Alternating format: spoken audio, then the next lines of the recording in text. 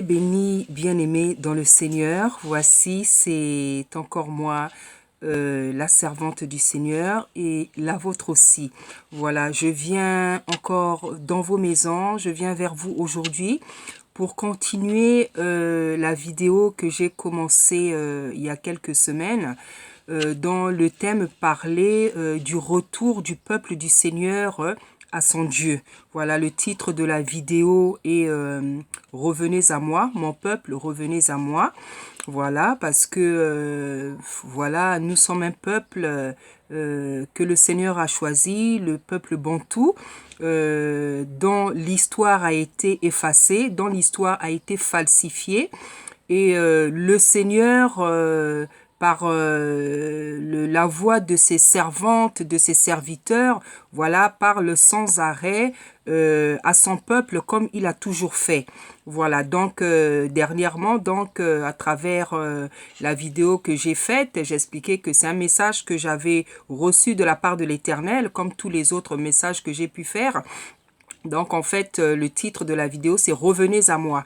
Et dans cette vidéo, j'expliquais donc que Dieu, comme vous le savez, exhorte son peuple qui s'est choisi à revenir à lui, parce que son peuple s'est éloigné de sa face, son peuple l'a oublié, son peuple s'est détourné de lui depuis des décennies, et c'est pour ça que son peuple, le continent africain, est dans la souffrance. Voilà, si le continent africain souffre autant qu'il souffre aujourd'hui, si le continent africain est tel qu'il est aujourd'hui, c'est parce que nos ancêtres se sont détournés des lois de l'Éternel, des lois, des préceptes, des ordonnances que l'Éternel lui avait données. Voilà, et donc depuis que le peuple a abandonné ce Dieu, et ben Dieu aussi, Tata Nzambe ne s'est jamais lassé d'envoyer ses serviteurs et ses servantes pour que son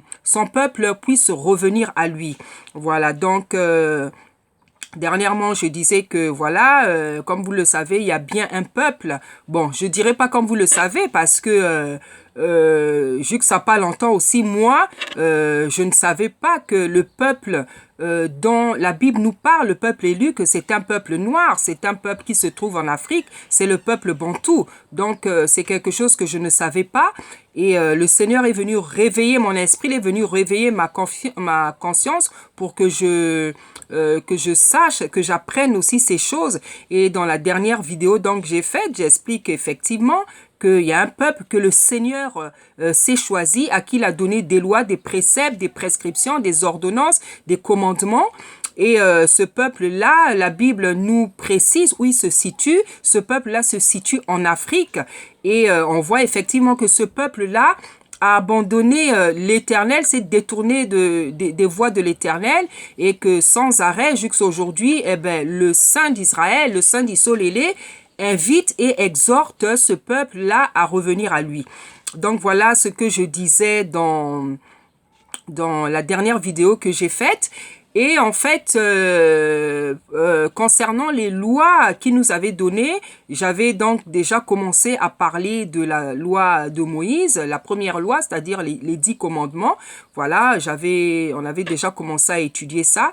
Et en fait, aujourd'hui, comme c'est beaucoup de lois, hein, il y a les lois dans le livre de Lévitique, le livre de Deutéronome. Donc, on va étudier en fait toutes ces lois petit à petit, comme j'avais dit dernièrement, afin que le peuple bantou, le peuple élu, sache et se rappelle que Tata Nzambe lui a donné des lois, hein, et qu'il doit pratiquer. Parce qu'aujourd'hui, si les Africains souffrent, si l'Afrique souffre, c'est parce qu'on a abandonné, nos ancêtres ont abandonné ces lois-là.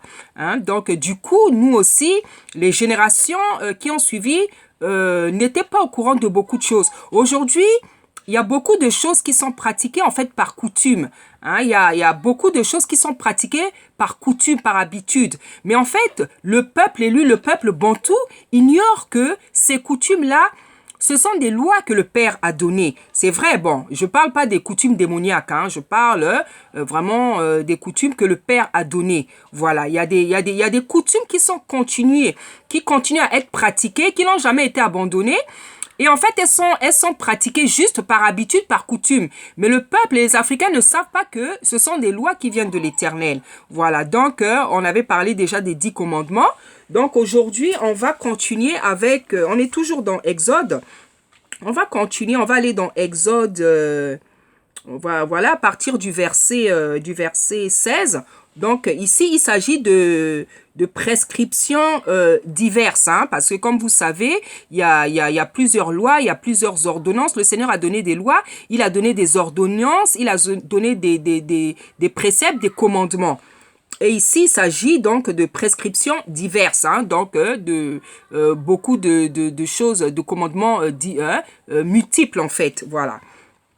Donc, tout ça, il est nécessaire de le rappeler pour que le peuple, bon, tout sache effectivement que le Seigneur a donné des commandements qu'il doit se remettre à pratiquer. Voilà, donc on est dans Exode 22. Donc, on va commencer au verset 16. Voilà. Voici ce que nous dit la parole de Tata Nzambe. Si un homme séduit une vierge, donc on va s'arrêter petit à petit sur chaque verset. Comme ça, on va les étudier et savoir qu'est-ce que le Père a recommandé et pourquoi il est important de pratiquer ces lois-là. Voilà. Donc la parole nous dit, si un homme séduit une vierge qui n'est point fiancée et qu'il couche avec elle, il paiera sa dot et la prendra pour femme. Si le père refuse de la lui accorder, il paiera en argent la valeur de la dot des vierges. Amen. Donc ici, dans ce commandement-là, on dit qu'en fait, si un homme vient à séduire une vierge et qu'il couche avec elle sans qu'elle soit fiancée, qu'elle ne soit pas fiancée, en fait, il faut qu'il apprenne après comme épouse. Il faut qu'il apprenne comme épouse. Il faut qu'il apprenne comme épouse en allant payer la dot chez les parents, chez le papa. Et si le papa refuse de le lui accorder, il paiera la dot, comment ils appellent ça, hein? Il parlera, voilà, si le père refuse de la lui accorder, il paiera en argent la valeur de la dot des vierges. Voilà, parce qu'il y avait la dot des vierges. Voilà, ça veut dire quoi? Ça veut dire en fait que, vous savez, le Christ nous dit, il nous dit, je suis venu non abolir la loi, mais l'accomplir. Le Christ dit qu'il n'est pas venu abolir la loi, mais il est venu l'accomplir. Parce qu'en fait, dans le christianisme, on nous a mal enseigné. On a été très, très mal enseigné. On a été très, très mal enseigné. Et c'est tout à fait normal parce que ce livre-là a subi un trucage, en fait. Ce livre-là a subi des falsifications. Ce livre-là qu'on appelle la Bible, c'est un livre dont plusieurs livres ont été enlevés. Voilà. Et en fait, c'est normal que depuis des décennies, on soit complètement dans l'erreur, dans la fausseté. Parce que ce livre a été truqué. Donc, c'est normal que même des choses qu'on ait apprises, c'était pas ça du tout. Voilà, il y a des choses qui ont été changées, il y a des choses qui ont été enlevées. Donc, on ne peut pas être dans la vraie connaissance par rapport à ce que ce livre-là a subi. Donc, dans les évangiles, le Christ nous dit qu'il n'est pas venu abolir la loi, mais il est venu la loi, mais il est venu l'accomplir. C'est-à-dire que, et nous, en fait, on a toujours cru que dans le christianisme, dont j'ai fait aussi partie, on a toujours cru que le Seigneur a voulu dire et dit qu'il est venu abolir la loi. Hein? Or, il dit bien, je ne suis pas venu l'abolir, je suis venu l'accomplir. Hein? Accomplir, ça veut dire quoi? Mais c'est-à-dire, je suis venu confirmer, je suis venu continuer. Je suis venu confirmer ce qui a été dit. Je suis venu continuer. Hein? Je suis venu perfectionner. Voilà qu'est-ce que ça veut dire accomplir. Hein? Accomplir, ça veut dire emmener quelque chose à terme. Donc, en fait, quand le Christ dit qu'il est venu, non abolir la loi, mais l'accomplir, c'est-à-dire il est venu la confirmer. Hein?